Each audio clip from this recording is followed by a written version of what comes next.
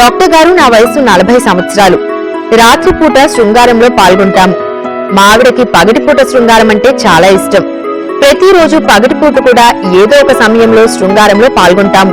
ఈ వయసులో శృంగారంలో ఎన్నిసార్లు పాల్గొనవచ్చో సలహా చెప్పండి అంటున్నారు. రోజుకంటే రోజు 100 సార్లు పాల్గొచ్చండి. ఎవరి స్టామినా వాడదు, ఎవరి ఇంట్రెస్ట్ వాడదు, ఎవరి టేస్ట్ వాడదు. ఒకరి భార్యతో రోజుకి ఒకసారి పాల్గొనడం మహాగాగనం ఉంటుంది, 2 సార్లు, 2-3 సార్లు ఉంటుంది. అలా వాడు ఒక ఇష్టపడ్డ సీత పోతాడు, రోజుకి 5 సార్లు పాల్గొంటాడు. భార్య 2 రోజులకి 3 రోజులు పాల్గొని మగాడు ఒక ఇష్టపడిన అమ్మాయితో రోజుకి 5 సార్లు పాల్గొంటాడు. అంటే ఆ మనిషికి ఆ మనిషి మీద 2 మనిషి ఆ లేడీ మీద ఇంట్రెస్ట్ ఎక్కువ ఉంది, మాట ఆసక్తి ఉంది, ఆకర్షణ ఉంది, మోహం ఉంది, వ్యామోహం ఉంది. అక్కడ అన్సార్ పాల్గొంటారు. అది సెక్స్కి మోహానికి చాలా సంబంధం.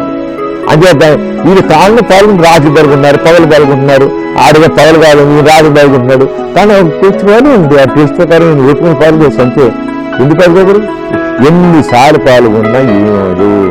ఓపుకుంటే రోజుకి 10 సార్లు వచ్చి 20 సార్లు పాల్గొచ్చు ఓపుతారు. అయితే మగవాళ్ళు ఏంటంటే రిఫ్రాక్టరీ పీరియడ్ అని ఉంటుంది. ఒకసారి సెక్స్లో పాల్గొన్న తర్వాత మళ్ళీ సెక్స్లో పాల్గొనడానికి ఒక అరగంట, గంట, 3 గంటలు, ఒక పూట లేదా ఒక రోజు గ్యాప్ రావాలన్నమాట. వస్తే తప్ప మళ్ళీ వాళ్ళు ఇది ఒక రిఫ్రాక్టరీ పీరియడ్ అంట.